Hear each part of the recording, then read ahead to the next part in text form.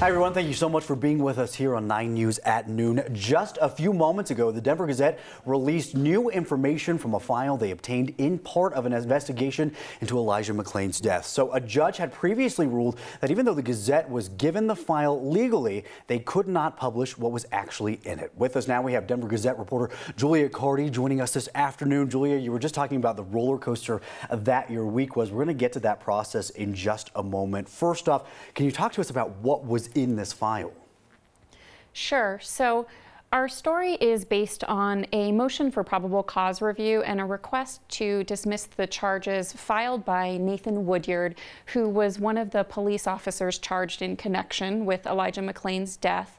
And in the motion, his lawyers present evidence that was given to the grand jury by several medical experts who apparently said that in their opinions, the ketamine injection was what caused Elijah McClain's death, and several of them apparently said that they don't believe that the actions of police officers were his cause of death.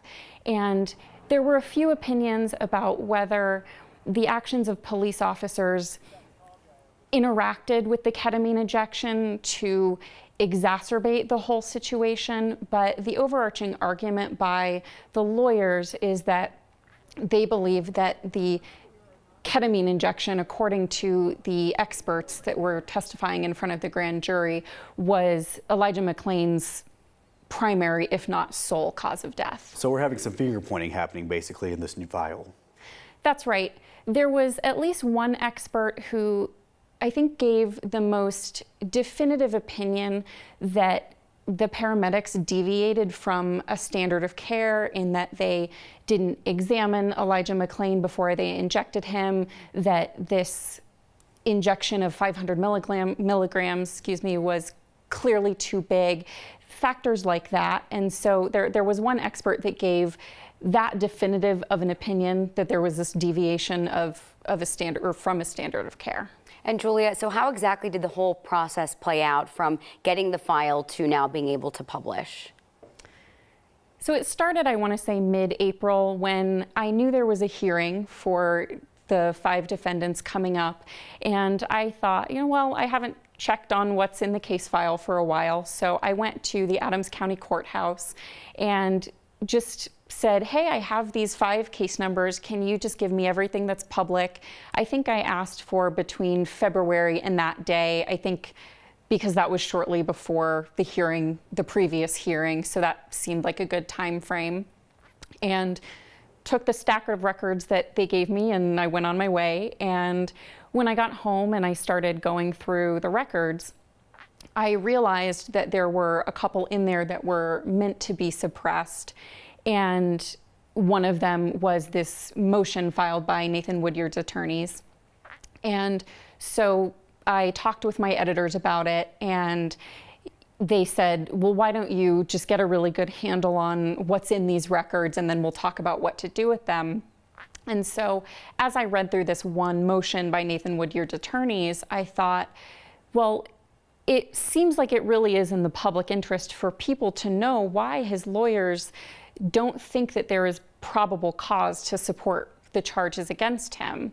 And so my editors decided, we are in the clear to do a story about this because you got the records legally. Right. And so the idea of whether we could publish a story or we're going to be stopped from publishing just wasn't even on my mind. And so I had the story ready and we were set to go to print on it last Tuesday. And so about the day before, the morning before, I just reached out to the prosecutors and Nathan Woodyard's defense attorneys just to give them a heads up to say, hey, just wanted to let you know, I wanted to give you a heads up that this story is running because my understanding is that these records that it's based on are suppressed. And I just didn't feel like surprising them when the story ran was the right thing to do.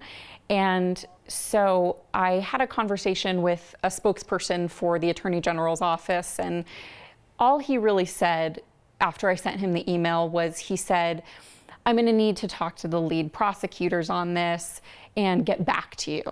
And he said, can we have a further conversation about this? And so I said, well, I'll probably need to loop my editor in, but I'm certainly happy to keep talking. And then later that afternoon, I want to say it was probably a little bit before 3 o'clock, was when we get this motion this order by the trial judge, basically saying that we cannot publish the story, we cannot publish the contents of the suppressed records, essentially, and that I have to destroy any copies that I have. So I immediately notify my editor, he lets our attorney know, and our attorney says, this is plainly unconstitutional. And so by the next day has filed a motion with the court for us, asking the judge to vacate her order for us to not publish, just saying that this is not at all constitutional.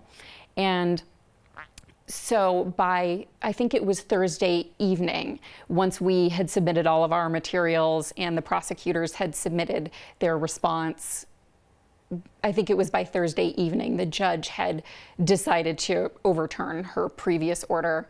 And the stay on us publishing was in place until noon today, in case the prosecutors decided to appeal the judge's decision, and they chose not to do that. Sure. So. And now here we are, 7 minutes past the hour. That article is out. We are fascinated to read it the second we get off air here. Everybody else, it is out there for you to read right now. Julia Carty, thank you so much for being with us. We can't wait to read your article. Thanks for having me. Absolutely.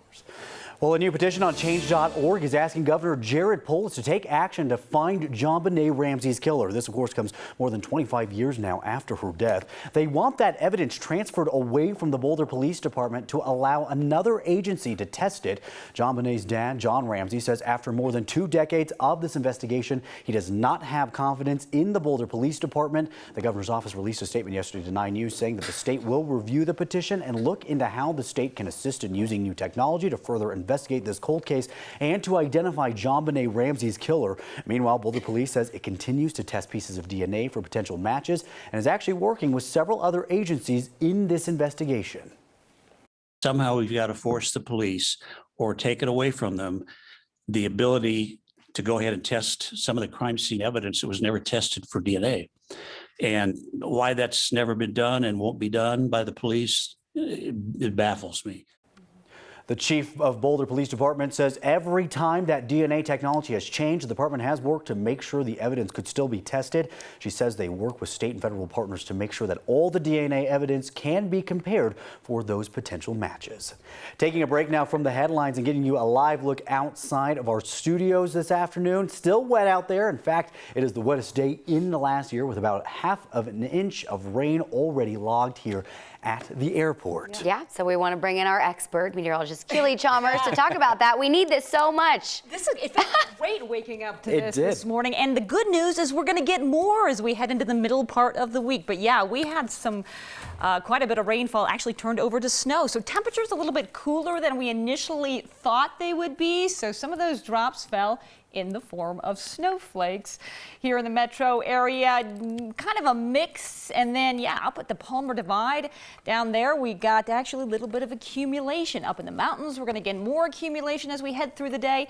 Temperature is very chilly out there, and this is why that rain turned to snow. We're at 37 degrees, humidity 100%. Those winds light right now. We are expecting some breezy conditions out there as well. Here's a look at HD Doppler as that system rotates out of our area, and we're starting to see the showers diminish. We'll start to dry out as we head into the afternoon hours. But yeah, check it out. We had close to 9/10 of an inch over the last 24 hours. This is over the last 24 hours. So this is the wettest day we've had out at DIA since May 30th of last year. We need that rain. Today, expect scattered showers moving out. We'll reach around 45 degrees for a high. Partly cloudy skies will dry out as we head into the overnight hours. And then, as you can see, with your 3-day forecast, more showers, even a chance for some thunderstorms to return to the forecast by Wednesday. We'll talk more about that coming up in your full forecast. All right, Kelly, thanks so much. I can tell you that humidity, my hair is feeling it today. It's never humid out here. Feels great on the skin. It really does. Boulder County canceled their emergency outdoor siren test today. They say it's because of the rain. The tests will be silent, so you're not going to hear them. The Boulder County Sheriff's Office is still asking people to sign up for emergency alerts at boco911alert.com. The rain is also delaying Xcel's work on the power lines on South Table Mountain. Jeffco Open Space tweeted the areas of the park that were supposed to be closed today are going to stay open. Xcel crews were planning on doing some fire prevention work in that area near Golden. They plan to use a helicopter to update lines to make them less likely to start a fire. And tonight, the Aurora City Council will work through some of the details around its new urban camping ban. It officially went into effect on Saturday, but the city says it will not take much action on it until they can actually figure out more of those logistics. The city now has to give 72 hours notice of any homeless camp sweep and has to have space at shelters before breaking up an encampment.